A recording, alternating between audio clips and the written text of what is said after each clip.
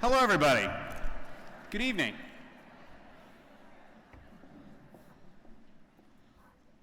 Well, I can't tell you how wonderful it is to see such a great crowd here this evening. It's going to be a truly special evening, I'm sure. And to our neighbors from Oneonta and the surrounding communities, as well as to our fellow educators from area school districts and other colleges, thanks so much for coming to tonight's program. It is one of hundreds of SUNY Oneonta events that are open to the public. And to stay up to date on lectures, plays, performances, really just about everything happening on campus, I suggest downloading the Cork app. That's Cork, spelled C-O-R-Q. Before we begin, please silence your phone as a courtesy to others. Also, in the extremely unlikely event that we need to evacuate the arena, we ask that you use the emergency exit closest to you. So please take a moment to identify where that is, noting that it could be behind you. I'm pleased to share that we have both a lactation room and a sensory room for guests who may find either useful this evening. They're both right across the hallway from the arena, and they're clearly marked. Next, following the program, Dr. Grandin has graciously agreed to hang out and sign copies of her book, which is available for purchase right here in the field house. How cool is that? Finally, tonight's presentation has been a collective undertaking.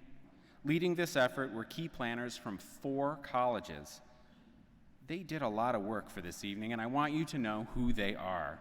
Gabriela Vasta, Coordinator of Access and Equity Services at SUNY Delhi; Wendy Richards, Associate Director of Accessibility Resources and Transition at SUNY Cobleskill; Laura Sanford, Director of Accessibility Service at Hartwick College; and SUNY Oneonta's own Jenny Bagby, Accessibility Resources Coordinator. Let's recognize these 4 ladies with a round of applause.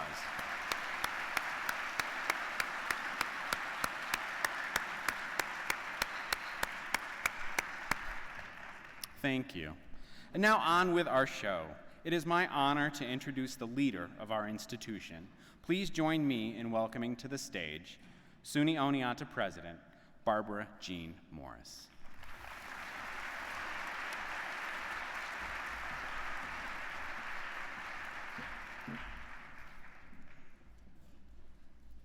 Good evening. It isn't often that we get the chance to host one of Time Magazine's 100 most influential people. Likewise, it is a treat for us whenever we can spend time with a National Women's Hall of Fame inductee. And we always relish the rare occasion on which we can bring a TED Talk speaker to our stage. Well, tonight, we have all 3.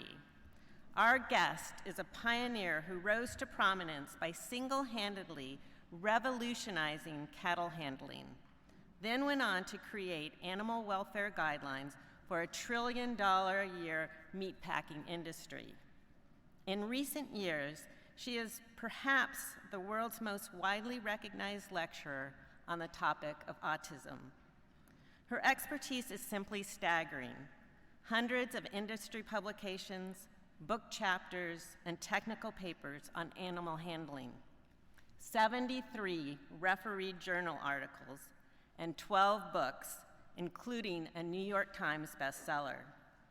Among the many accolades she has received are the Meritorious Achievement Award from the Livestock Conservation Institute, a Lifetime Achievement Award from the National Cattlemen's Beef Association, and the American Farm Bureau Federation's Distinguished Service Award. As if that weren't enough, in 2011, she was inducted into the Cowgirl Hall of Fame.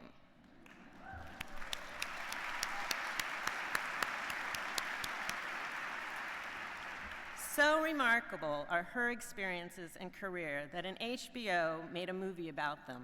It won 7 Emmys, a Golden Globe, and a Peabody Award. However, her road to success certainly did not start out smooth. By age 2, she had not begun to speak and showed all the signs of severe autism. Only after hours of therapy and intensive teaching did she learn to speak. As a teen, she endured constant teasing, Mentoring by her high school science teacher, an aunt motivated her to study and pursue a career as a scientist and livestock equipment designer. After earning a bachelor's degree at Franklin Pierce College in Concord, New Hampshire in 1970, she went on to obtain her MS in animal science at Arizona State University and a PhD in animal science from the University of Illinois. She's remained in academia as a professor at Colorado State University while gaining a stellar reputation as a consultant whose clients have included Whole Foods, McDonald's, Cargill, Tyson, Chipotle, and Swift. We are absolutely thrilled that she's joined us this evening. Please give a warm Oneana welcome to Dr. Temple Grandin.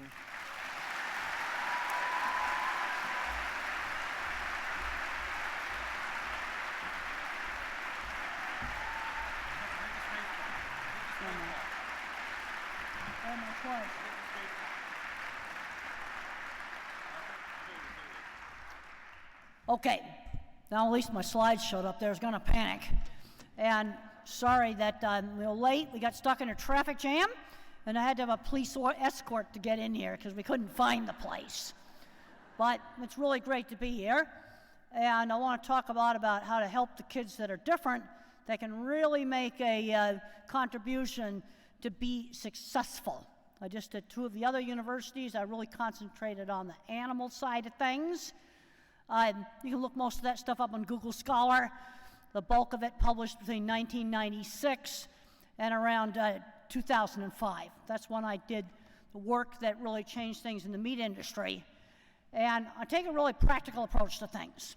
And that's the same approach I'm going to take to helping kids that are different. You'll notice we've got some families here that I think have got some kids that might be on the autism spectrum.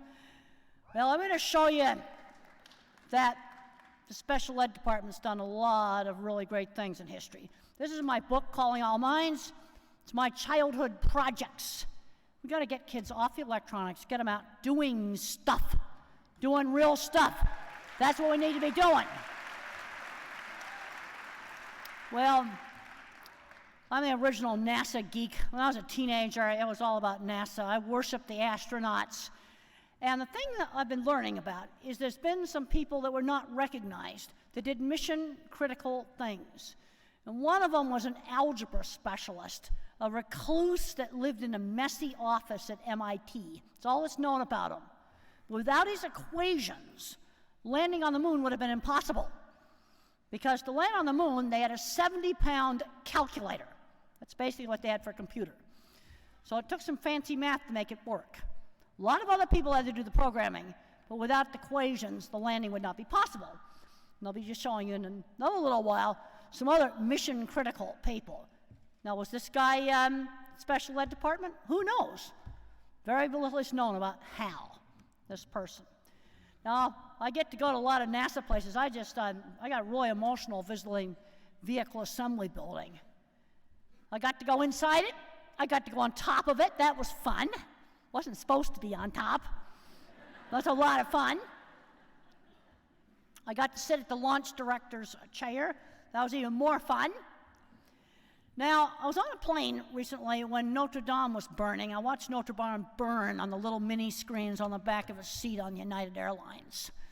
I didn't have the headphones plugged in, but I could see it. So I got to thinking about who built the cathedrals. They were the 11th century moonshot. That's what they were. And by developing the flying buttress system, they could support these beautiful rose windows. Now, I get science and nature. I'm not a mathematical person, but I've seen molecules in material science that look sort of like these windows. Is there a relationship there? I don't know. But when you look at who were the cathedral builders, they were probably skilled tradespeople. They were apprenticed in, they just learned it on the job. Were some of them on the spectrum? I don't know. I really don't know. Let's get back to NASA. The right stuff rode the rockets to the moon. The geeks and the misfits and the kids with the labels built the stuff. A guy with Tourette's built this launch pad. Another guy with dyslexia does launch control rooms. And I'm having grandfathers come up to me that are retired NASA space scientists They said half the people in that control room at Houston were on the spectrum. See, granddads are coming out of the woodwork and finding out that they're on the spectrum when the kids get diagnosed. See, autism is a continuous trait. It's not, if you think about it in language, it's either yes or no. But it really is a continuous trait. Now, the thing is, autism is an important part of who I am, but career comes first. I worked with a lot of people on some of my cattle handling stuff that were dyslexic, ADHD, and would be diagnosed with autism now. I'm going to guess about 20% of them were special ed department. My grandfather was the co-inventor of the autopilot for airplanes.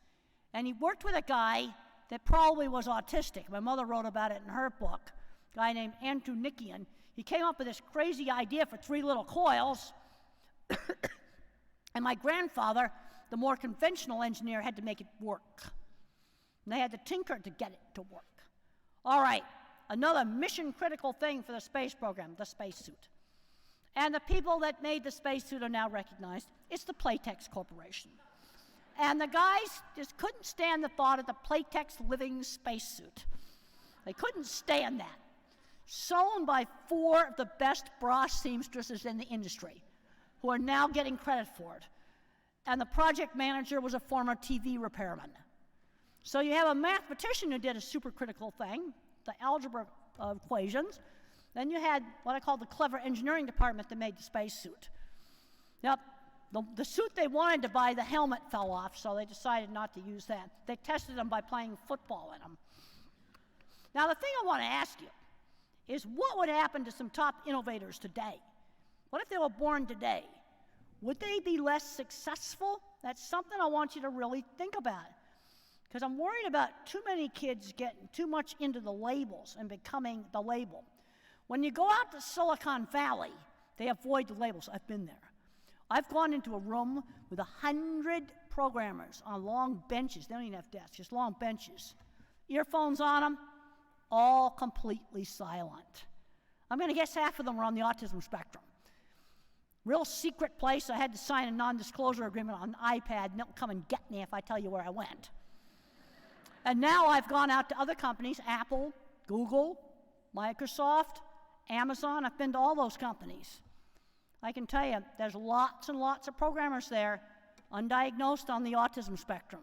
But then when I look at my web page traffic, there's autism clusters all around those tech centers, because you're going to get some nonverbal kids there. Now, the thing is, too many kids are getting labeled autistic, dyslexic, ADHD, and Asperger. And one of the problems is that autism is such a big spectrum. You're going from Silicon Valley programmer to somebody who can't dress themselves and has got the same name. That doesn't make much sense. I'm worried about these kids getting screened out. Thomas Edison was labeled a hyperactive adult high school dropout by his school, by several schools. The thing that saved him was his mom homeschooled him in a world of books. He also learned how to work at a really early age. I'm seeing too many kids today, fully verbal, honor student, and they don't know how to do shopping. They don't know how to handle money.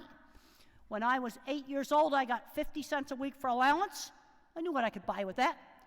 5 comics, 10 candy bars, but if I wanted a 69-cent airplane, I had to save for 2 weeks. That's teaching very basic things about money. Because the only way to understand money is I have to make it not abstract. Okay, today I have $5 to buy a meal at McDonald's. Now it'd be $5 at the dollar store.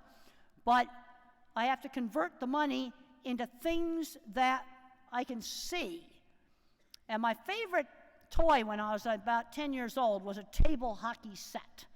That's something really big you get for Christmas. That doesn't come out of allowance. And I saw that table hockey set in the window of the toy store. It was $21. That was almost a whole year's worth of allowance. Now, of course, this is back in the 50s. That game's probably $150 today. But that's turning different amounts of money into different amounts of stuff. Then I understood the money, that a hockey game was a lot more than 5 comics.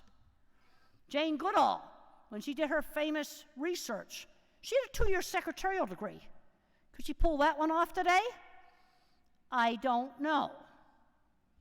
Steven Spielberg, bullied in school, dyslexic, rejected from a top film school. I got bullied a lot in high school. And the only places I was not bullied was shared interests: horseback riding, model rockets, and electronics. I managed to avoid bullying in elementary school because my third grade teacher, Mrs. Deach, and she was the head teacher for my elementary school, she explained to the other kids that I had a disability that was not visible like a wheelchair, and that the other kids needed to help me on social stuff, not be making fun of me. So the bullying didn't really start till high school. And then I got chucked out of 9th grade for fighting. That was a real mess. And finally, I had to switch from anger to crying. And NASA space scientists cried when the space shuttle was canceled. Yeah, switched from anger to crying. And one of the things that got Steven Spielberg into the movies is he had a movie camera when he was a child. That's exposure. I get asked all the time, how did I get into the cattle industry when I was a city person, suburban person with no connection to the cattle industry? I was exposed to it. At age 14 in my high school, I went away to a special boarding school, and on my aunt's ranch at 15. Kids get interested in stuff they get exposed to. It's just that simple. This is why it's so important when kids are in college to do internships and for younger kids to be doing jobs. Another thing that really helped me is social skills in the 50s were taught in a much more structured way. You were taught how to shake hands. You were taught to say please and thank you. Schools need to be keeping these classes. Hands-on classes foster creativity. Art, sewing, music, woodworking, theater, welding, auto shop. We got a huge shortage of skilled trades, and people are sticking their nose up at that. Those are jobs that will still be here when computers take over learned professions such as radiology, oncology, endocrinology, dermatology. Easy stuff for computers to do. A Nobel Prize winner was 50% more likely to have an arts and crafts hobby compared to other scientists. That's why we need to be keeping these classes. I know here in New York that there are some places that are definitely doing that. Steve Jobs, bullied in school? Was he on the spectrum? Oh, you go out to Silicon Valley, don't dare put the A word on him. Yeah, you see, they're actively avoiding the labels. You might want to watch the Bill Gates antitrust depositions. Bill Gates antitrust depositions. They're old and they're blurry and they're really interesting to watch. Let you make your own conclusions. Mark Zuckerberg testifying in Congress. Whatever you want to think about it. I want you to watch those things. And Steve Jobs loved calligraphy. That's why your iPhone was easy to use. An artist made the interface. The engineers had to make the phone work. Einstein had no language till age 2, age 3. Where would he be today? He'd probably be in an early intervention autism program. And I can't emphasize enough the importance of early intervention. That's something you're doing a good job here in New York. Got little kids that aren't talking? You got to start working with them. And what I have observed is some teachers have the knack, because you got to push, you got to intrude a bit into the kid's life in order to get them to advance.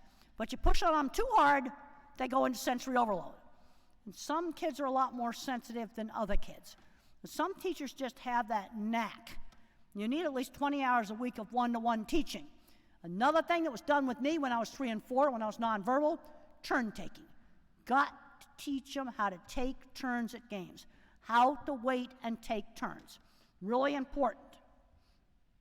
And I think the connection between Steve Jobs and so-called useless humanities programs such as calligraphy should not be ignored. Yeah, these things are important.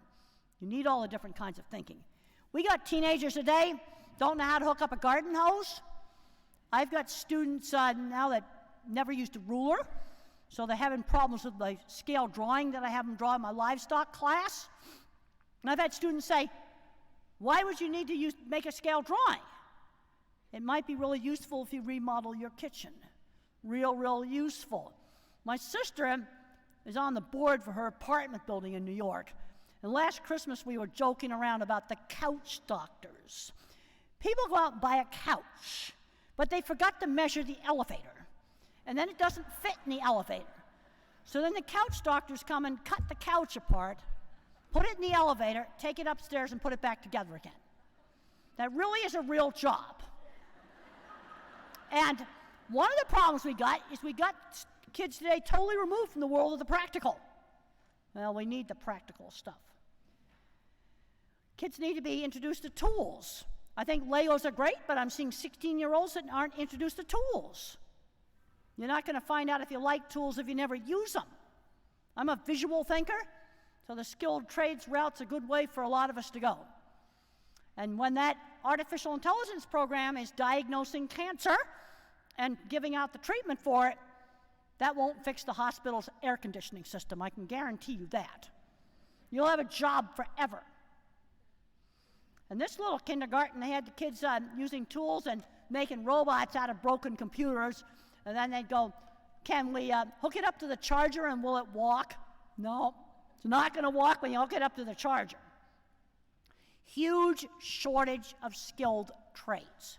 I get a lot of business magazines, and they've just left this out. Plumbers, electricians, mechanics, welders, heating and air conditioning. Don't stick your nose up at this stuff. You'll have a job when some other people don't have a job. We need these people. That's a building owned by a big finance company. And one of the problems that we've got is, especially when you look at things like power generation and power distribution, finance people buy a power plant, buy a power company, and then they don't maintain it. Look at the mess with PG&E. Just last week, I talked to a guy on an airplane that sells gigantic generators, maybe about the size of this stage. So they're working with utilities, and they say they don't maintain anything. I talked to a lineman 2 days ago. He sent me a picture, I've got it on my phone, of a broken high-tension power pole with a broken crossarm, and it's still being used. So a bunch of houses are getting their power from that. That's ridiculous. See, what's happened is, if you just look at the spreadsheets, it's all an abstraction. But you see, I'm a visual thinker. Everything I think about is a picture. It's not an abstraction. And when I looked out the window, my $600 a night hotel room, there's a $600 key card to get that picture right there. The water was 200 feet away. If it comes up 2 feet, what's going to happen to the basement? That's why I call this one the reality distortion field. Look that up if you're a Star Trek fan. Sort of like the Matrix. When the basement floods, what do you think is going to happen? But nobody had ever been in the basement. Yeah. Apple, been out there, really cool. Beautiful building, they're hiring coders right now. And if you're good at coding, you need to get your portfolio out there. I'd say half of all good jobs come through connections or networking with internships. I talked to a kid at Apple that was working on phone hardware, and he got into the job because his professor knew somebody at Apple. That's why it's important to go to the industry meetings and things. I used to call it card hunting. And I recognized opportunities. There's a scene in the HBO movie where I go out and I get the editor's card because I knew if I wrote in that magazine, that would help my career. This brings up another thing, writing skills. They're awful. In the last 5 years, graduate students with disgusting writing skills, run-on sentences. How about an education major, graduated with a 4-year bachelor's in education with awful writing skills? And I kind of took my writing skills for granted until I saw some of this stuff. At 9th grade, I had better writing skills. And that's because when I was young, I wrote book reports, and the teachers marked up my work. And these students today, that hasn't been done. Now, when I was a little kid doing a lot of my projects that are in this book, I had to be persistent to make it work. I had to tinker. It didn't work right away. That's not the real world.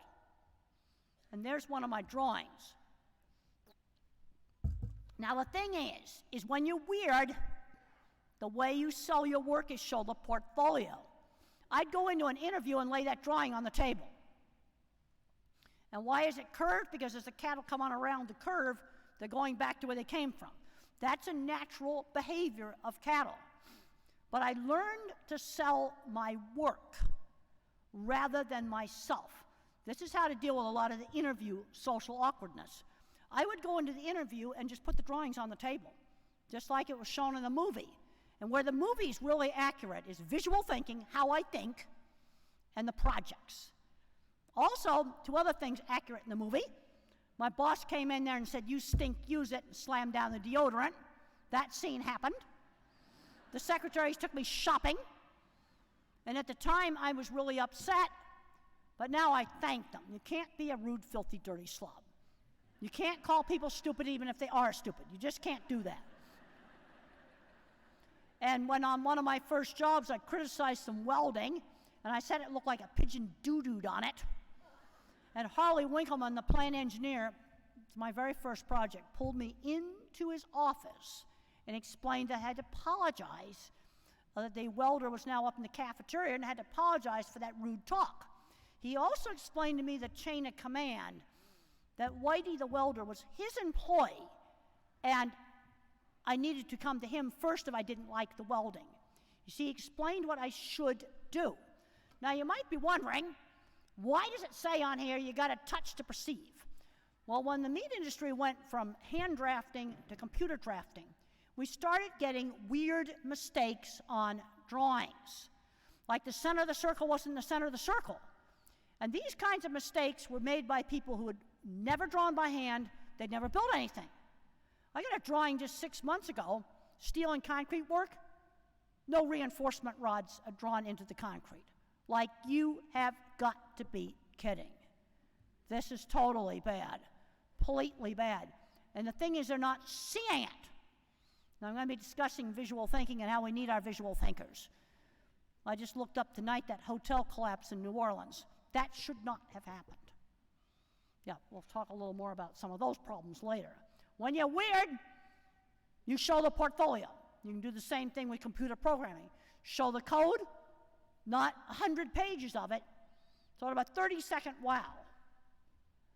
And there's one of the pictures that was in my original portfolio that I sent to the Cargill Corporation in the late 80s. Sent it to Mr. Fielding at Cargill. I sent him that drawing I just showed you. I sent him this picture. I sent him my brochure. That's a reproduction of one of my systems for the movie. And then Mr. Fielding hired me from a portfolio that I mailed to him. That's my brochure. Very professional, black and white, because back in the 80s, color printing was too expensive. You had to run it through the press 4 times. Things have changed. All right, what are some of the common denominators of some of these different kinds of minds that are successful? Growing up with books and learning. Early exposure to career interests, lots of hands-on projects. Learning how to work. That starts with chores for little kids. Then at 11, let's do volunteer work. Church volunteer jobs, farmer's market, take care of somebody's dog, walking dogs. But it needs to be on a schedule outside the home. Instant they're legal, they need to get real jobs. I want to get that transition to work done before they graduate from high school. So let's say they get into college and you don't have any work skills, you better be doing internships. You got to learn how to work. Academic skills and work skills are not the same. When I was 13, mother got me a sewing job. When I was 15 at my boarding school, after getting thrown out of a big high school, I cleaned horse stalls and took care of a horse barn for 3 years. Real expensive school of horse barn management. But I learned how to work. Now, the one thing they did not allow is becoming a recluse in my room.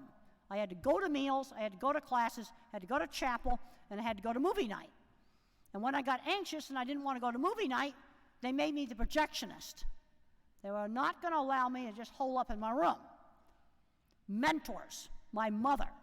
She had a very good idea of how to stretch me, always giving me choices, but stretching me. There was Mrs. Deach, my 3rd grade teacher. There was my speech teacher.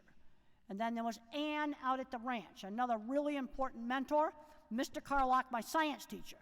And what he did with me is he gave me lots of science projects. And that motivated me to study because now science was a path to a goal. Studying wasn't just something to do for studying. It was a pathway to a goal. And then another really good person was Jim the contractor. He was a former Marine Corps captain. Interestingly enough, some of the people that were very helpful were ex-military. There was about 3 of them. Jim the contractor was one of them. And he had seen my drawings, and he seeked me out to design jobs for him. Learning to drive. That's going to take longer. One of the problems is, if I was a computer, I got the Amazon cloud back here, so I got tons of memory, but you're accessing it through a phone with 1 bar service. So the multitasking, putting too much stress on poor short-term memory, that's just not going to work. So what you got to do is you got to spend a lot more time driving in a totally safe place. I drove on dirt roads 20 minutes a day to 200 miles before I did traffic. It was 3 miles up to my aunt's mailbox and 3 miles back. You got to get that driving into motor memory before you touch traffic. Because of the problem with poor working memory, can't multitask, you can't load the processor. So if I was a computer, I was only a 286. That's the Intel 286. That was the oldest computer chip. But if I hadn't learned to drive, I would not have been able to do any of my work with livestock. Got to learn how to drive. And let's start in the middle of a great big parking lot. Nothing to hit. Back roads. Places where it's totally safe. I first started in the center of the horse pasture. Not by the patio gate where the 3 on the tree with a terrible clutch could have lurched through the patio gate. It was middle of the horse pasture. Here's stuff I was doing in high school. I had friends through horseback riding, friends through shared interests. Let's get kids into things like scouting, maker groups, robotics, choir, band, music, art classes, theater. That's another thing. Friends through shared interests. Got to watch a real SpaceX launch. That was really cool. Another of my big interests was model rockets. But we had to make our own rockets. You couldn't buy them ready-made. You had to make them. Now, lots of times, kids with autism will get fixated on a narrow subject. When I was a little kid, all I wanted to do was just draw the same horse heads over and over again. Some other wanted to broaden it. Let's draw the whole horse. Let's draw its stable, its saddle. Take that interest and broaden it. Okay, if it's cars, you can read about cars, math with cars, learn how they work. Now, the thing is, an autistic person has associative thinking. Like in my visual thinking, there's a scene in the movie where they say shoes, and all these pictures of shoes come up. And the movie's Temple Grandin. I think it's on most of the streaming services. But it's also associative, because I can have a whole bunch of pictures of shoes come up, and then I think about what I stepped in with different shoes and where I was. And sometimes I stepped in something good, sometimes it wasn't something so good. But it's associative. Now I'm thinking about a really bad dog mess I stepped in that really messed up going to the theater. And now I'm thinking about the Delta Airlines poo-poo on the loafer. You can look it up. This is where somebody let their emotional support dog poop in a plane and they didn't clean it up. You know, let's be responsible here. And the next passenger comes in, reaches down to plug in his phone, and Delta Airlines, the plug is way down on the chair leg, and he's in it. It's all over the charger, all over his shoe. He's really mad.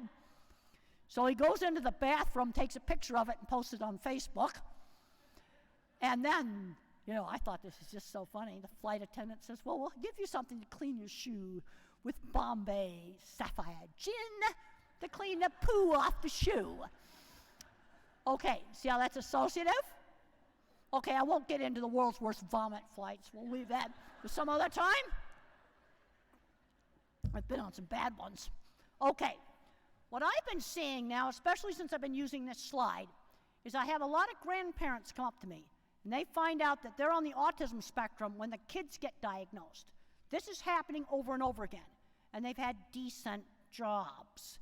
That gets back to the much more strict social teaching. In the 50s, we'd sit down for dinner. Everybody had to take turns telling about their day. You had to learn how to do that. And if I reached across the table to get the mashed potatoes, Mother would say, ask your sister to pass it. Manners were taught. Manners are really, really important. I remember going to a very fancy dinner at a president's house at a university. And this 12-year-old comes in fully verbal, decides he's not going to eat any of the food there. So they get chicken takeout.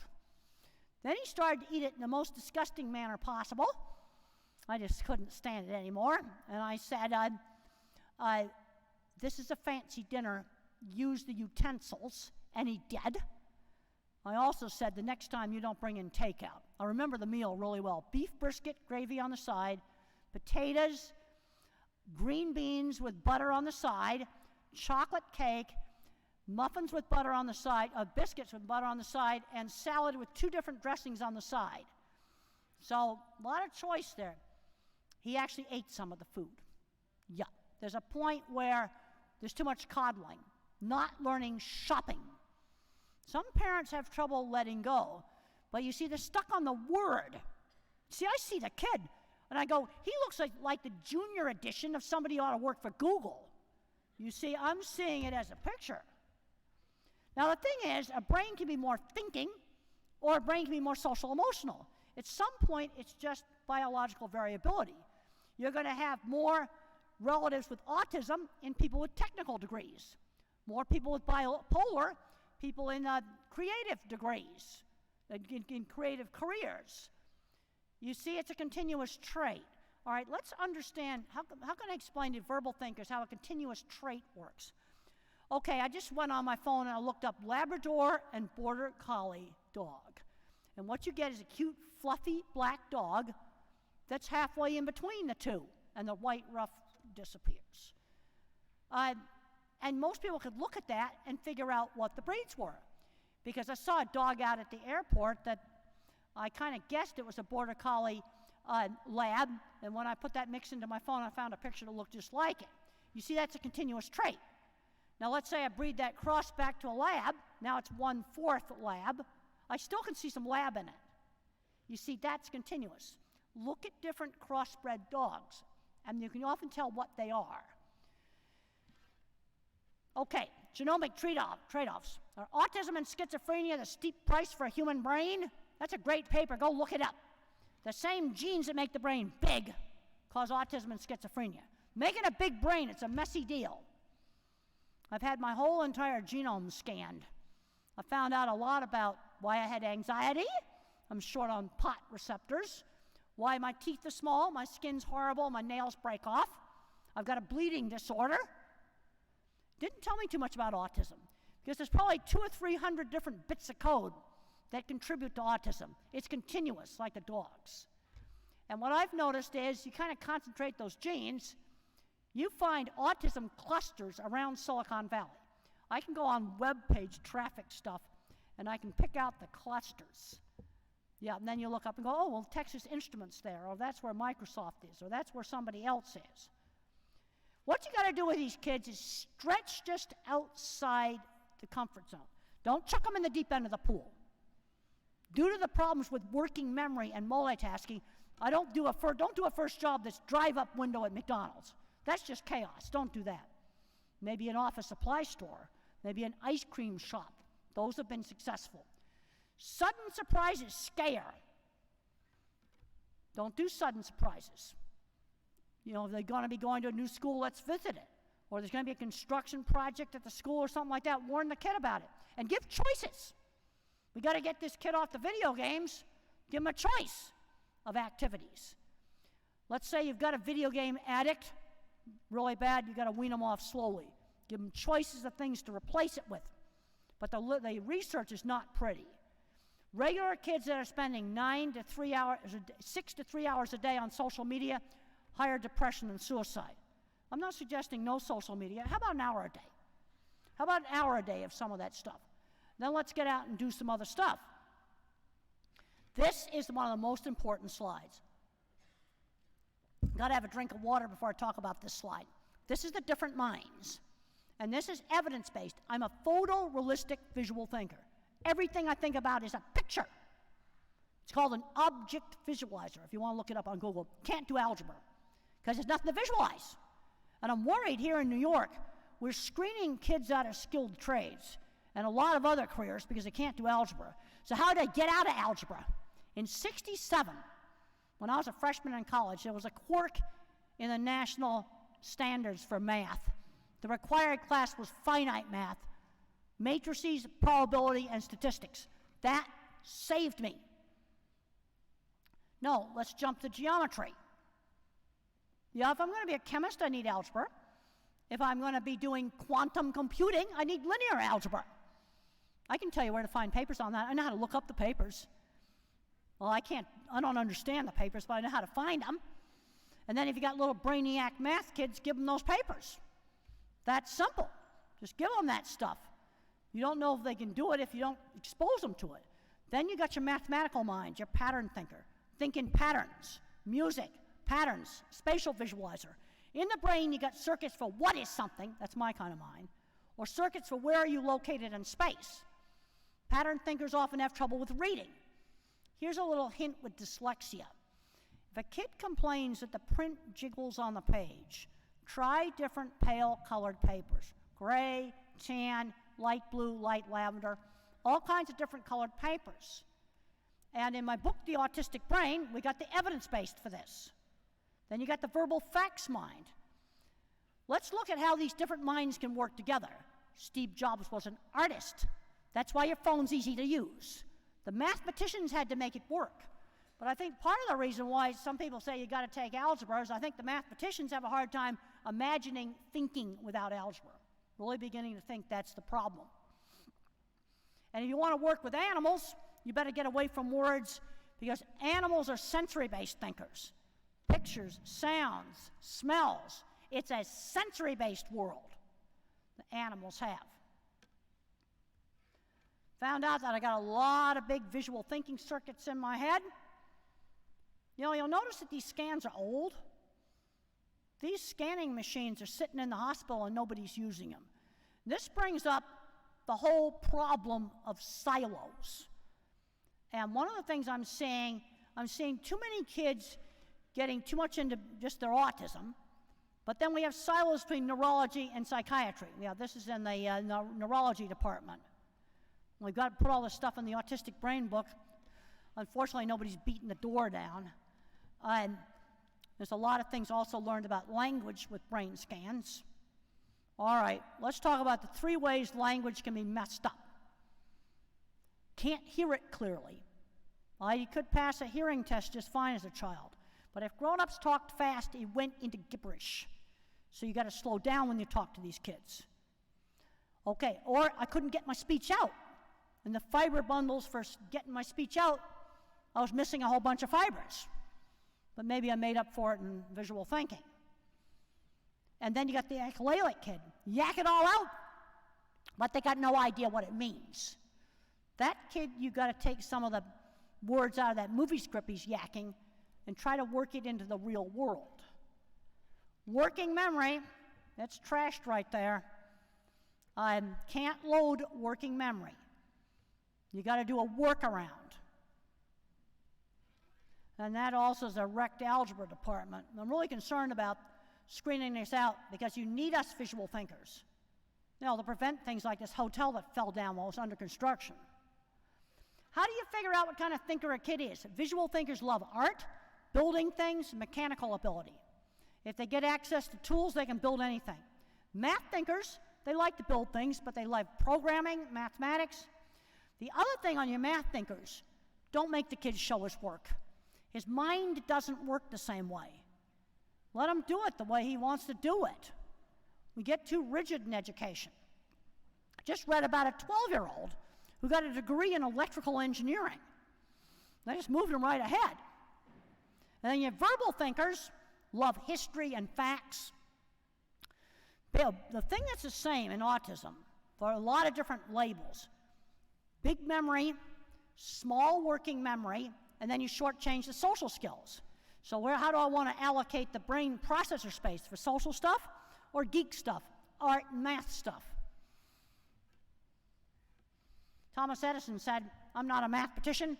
I can always hire a mathematician, but they can't hire me. What would happen to him today?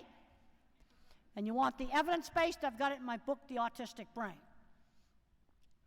And then since this book's been published, there's a whole bunch more studies on this. All right, I'm going to show you where we need visual thinking in engineering. All right, this is a question that used to be asked to freshman engineering students at Texas A&M University. So you're working at the Boeing factory, and a great big toolbox the size of this lectern, all full of heavy tools. It's on a crane. It drops 20 feet onto the wing of a partially built airplane. And the mathematicians get in there and say, yeah, it passed. It stressed it. It still passes, but barely. All right, you want to fly on that after the big toolbox fell on the wing? The correct answer is you throw away that part of the wing. That's the correct answer. Fewer students are getting that right today. The correct answer is throw away the wing. And then I'm saying taking a steamroller and smashing it, because I want to make sure there's no way it can be put on another plane. I am going to destroy that part completely. I'm worried our educational system is screening out visual thinkers. Let's look at another place where you need visual thinkers, the Fukushima nuclear power plant. It's not a very good idea when you live next to the sea to put your super important emergency cooling pump and electric generators in a non-waterproof basement. The mathematicians calculated the risk, but I can see that water coming in there. It was a disaster. Electric pumps don't run underwater unless there's submersibles. I could have hydraulic drives on pumps, but I still got to get the electrical stuff up above the water. The Boeing mess. That's another big visual thinking mistake. Engineers calculate risk. Visual thinkers see risk. But visual thinkers can also see solutions to problems, like seeing the best job for somebody. And one of the big problems when we're troubleshooting problems is not enough information. Verbal thinkers overgeneralize. They'll say, what do I do about autistic kids in the classroom? I don't know. What age is the kid? What is his problem? Is it sound sensitivity? Is it being bullied? Can't do math? What is the problem? Autistic kids in the classroom? I can't possibly answer that question. And engineers have their BS terminology. This FFA directive said this plane could lose altitude, be difficult to control, and have possible impact with terrain. Impact with terrain, crash and die, said in really, really sanitized language. Well, the first mistake they made is they took this thing called an angle of attack sensor. And when I looked up this thing and I found out what it was, I'm going, you gotta be kidding. It's a delicate little finger that sticks this far out on the side of the plane. Each plane has two of them. It measures the angle of the air. Now, if I take my toy glider and I throw it like that, it goes up and stalls. And then it goes back down. And this plane had a system so that if it started to stall, the nose would be pushed down automatically. So they wire this computer system, which they do not tell the pilots about, to a single fragile angle of attack sensor.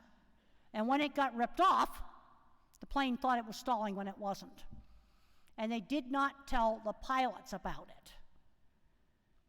If they had wired it into two sensors, the planes would still be up there.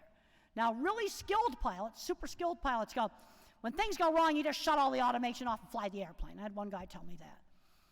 That was at the beginning of a 6-hour flight back from London. Okay, at the end of 6 hours, when he finally got the headset off, I said, I've done some thinking. I work on designing. I can't design it for the best pilot. I have to design it for the not very good pilot. And it was a bad mistake. Now, I'll fly on the plane when they fix it. It's easy to fix. They actually should be back up in the air by now. But then you got the bureaucracy. Steve Jobs loved calligraphy. That's one of the reasons why your phone's easy to use. We need visual thinkers in science. Slight differences in how you mix up cancer cells totally changes the results of your research, whether you shake them or stir them gently. At Marine Innovation Boot Camp, you have to throw a bunch of junk out there and tell them to build a vehicle. You know who does it best? Truck mechanics. Degreed engineers don't know where to start. But the thing is, you need everybody on the team. That's the thing. Who builds big food processing plants? I've worked on plenty of them. The visual thinkers design the plant layout. They build the highly specialized, clever machinery, packaging machinery, clever conveyor systems. Math thinkers do building infrastructure, boilers, refrigeration. This is all stuff we don't understand, but you got to have it for the whole plant. And what's happening is our visual thinkers are retiring and they're not getting replaced. And we've got problems. See that right there? Brand new pork processing plant? That's all imported. We don't know how to make it anymore. Because the visual thinkers retired, they're not getting replaced. They're in the basement playing video games. See, this is, I go back and forth between the silos. I took this picture last year. There's now 4 plants, 2 chicken and 2 pork, with all imported equipment because we have lost the skills for making it. This goes back to taking skilled trades out of the school a long time ago. Or if the kids are shunted into special ed, not exposing them to skilled trades. This is the Steve Jobs Theater. Structural glass walls. Notice there's no columns there. Carbon fiber ceiling. It's from Germany. Why is that not? We have Corning Glass here. Why? Corning Glass should have built this. Well, the investors gutted their R&D department. The Germans, reason why they're keeping this stuff, because in 9th grade, you can go to the university, you can go to skilled trades, but skilled trades is stuff like this. Stuff like this, Steve Jobs Theater. That's me standing in the middle there screaming, we don't make it anymore, and the whole place is vibrating. We don't make ski lifts. We don't make elevators. Elevators used to be Otis. And I don't think we're doing too good on cranes. I got to go crane shopping. Warehouse equipment shopping was really awful. And the one part of the warehouse stuff we still make are the robots, because kids play with robots. So you can go in a warehouse, and the robots are made by us, but all the other conveyors come from Germany. Because young kids aren't doing these things. Now, people that are different will often have real uneven skills. Grace Murray Hopper, horrible at Latin, brilliant in math. What if she'd been kept out of computer science because she flunked Latin? We got to work on building the person's strengths, what they can do. If you've got a kid that's good at math, give them more challenging material. What can they do? All right, let's say we have somebody that's nonverbal and he can't dress himself. Maybe he can dress himself. Now, here are some really good books to get if you're working with kids that remain nonverbal. There's a book that's a sequel to The Reason I Jump by Noki from Japan, and it has a weird title like Fall Down 5 Times, Get Up 6 Times, and he describes how he's like a broken robot. He can't control his motion. He describes a fractured visual system that's sort of like a bad television that's messing up. Another great book that's out of print now is How Can I Talk If My Lips Don't Move? Is available as an Amazon Kindle. And if you are working on nonverbal adults, it's worth buying a Kindle just to get this book. How Can I Talk If My Lips Don't Move? And then there's Carly's Voice. These are 3 books written by nonverbal individuals who type completely independently. Nobody's touching them, and nobody's touching the thing that they communicate on, whether it's a piece of cardboard or a computer. Nothing is touched. It's completely independent typing. Here's some of Stephen Hawking's math. This is fun stuff you can just look up online. Stephen Hawking used Penrose tiling. Great stuff you can find in math. Mathematical patterns in nature. This would be great stuff to show some 4th grader brainiacs in math. How about graphene? And then you start looking around the materials science and you start to find cathedral windows. Oh man, trippy. I get chemical and engineering news. I don't understand some of these molecules, but I know they look like cathedral windows. Wouldn't that be cool stuff to show to little 4th and 5th graders? They'd probably understand it. Fractals, lots of math here. I like what Stephen Hawking had to say about disability. He said, concentrate on the things. Your disability doesn't prevent you from doing well. That's really good advice. Work on the things that you're good at. Too often we concentrate too much on the stuff that kid can't do. Let's say you have a nonverbal individual. Well, can he learn to eat properly? Can he dress himself? And Noki, in his book, which is the sequel to The Reason I Jump, The Reason I Jump, he was only 13. But when he got older, he wrote a sequel. And he describes how the people that took care of him were helping him too much and not letting him learn how to put on his coat. There's a tendency to over-accommodate.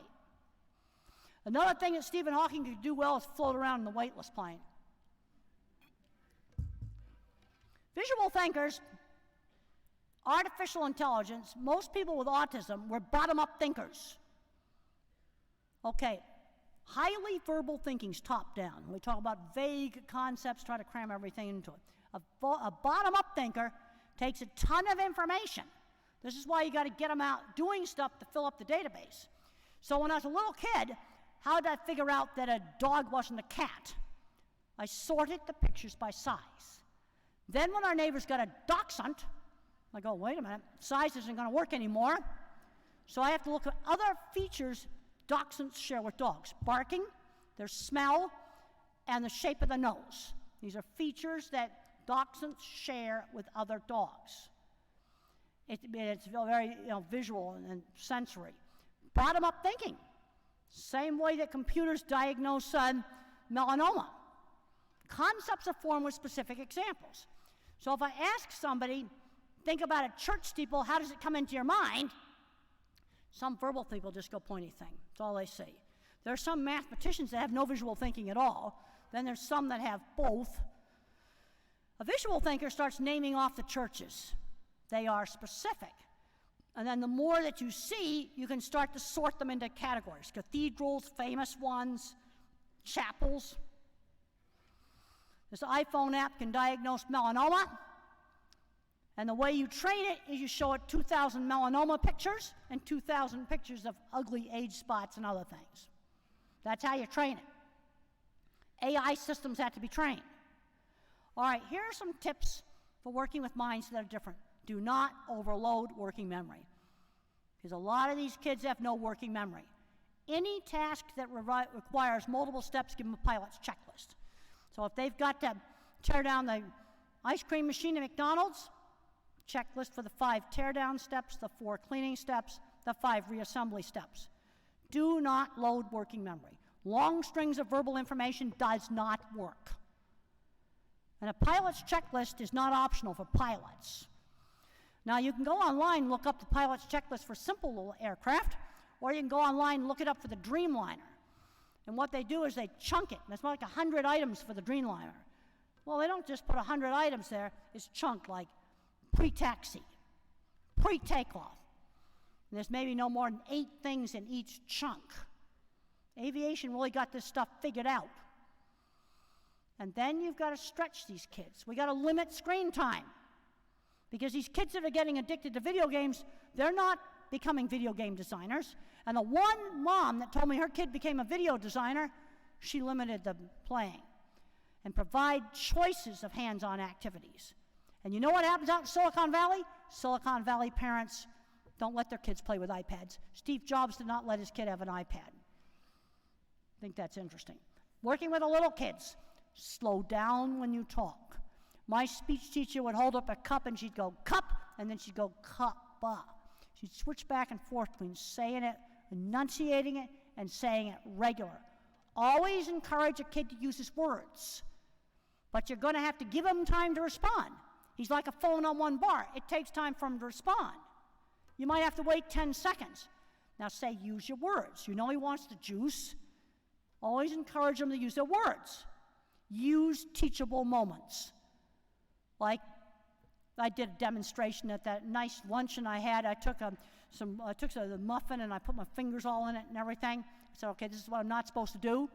The way Mother would have responded, use the knife to cut it. Quietly giving the instruction on what I should do instead of saying no.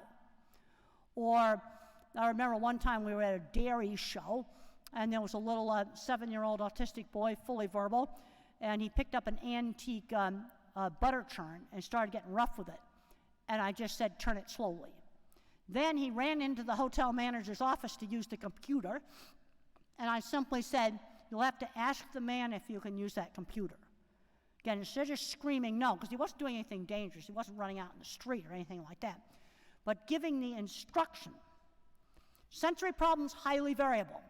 I had hearing problems, hearing sensitivity problems. One of the ways to help kids get over being afraid of noisy stuff is let them control it. Let them play with the vacuum cleaner where they turn it on and off. They turn the hairdryer on and off. Or that scoreboard up there with that horrible buzzer.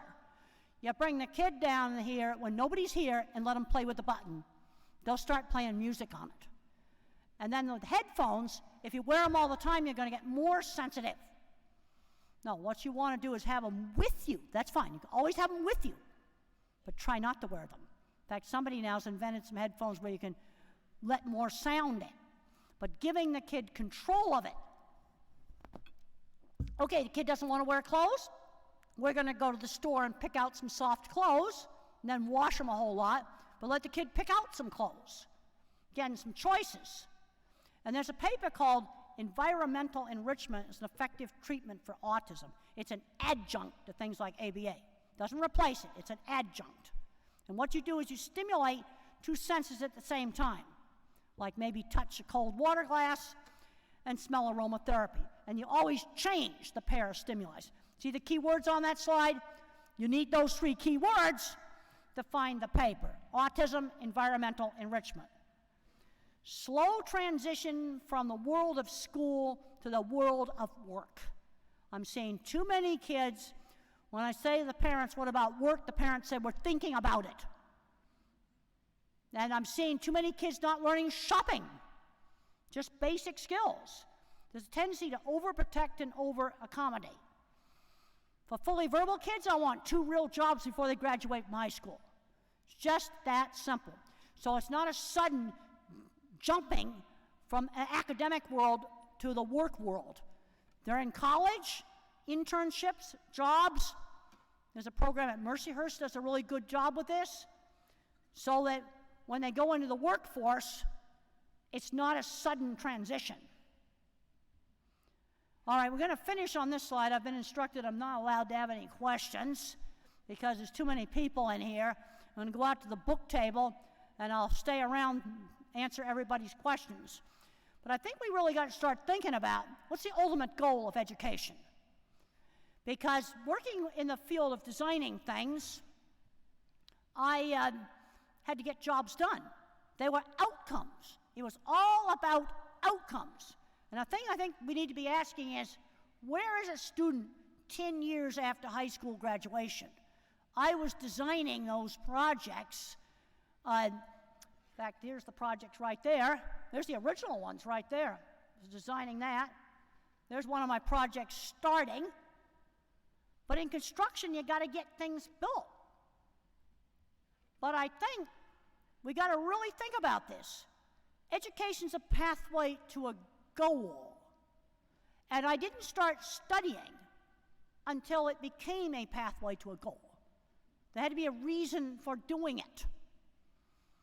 All right? I want to thank everybody for coming.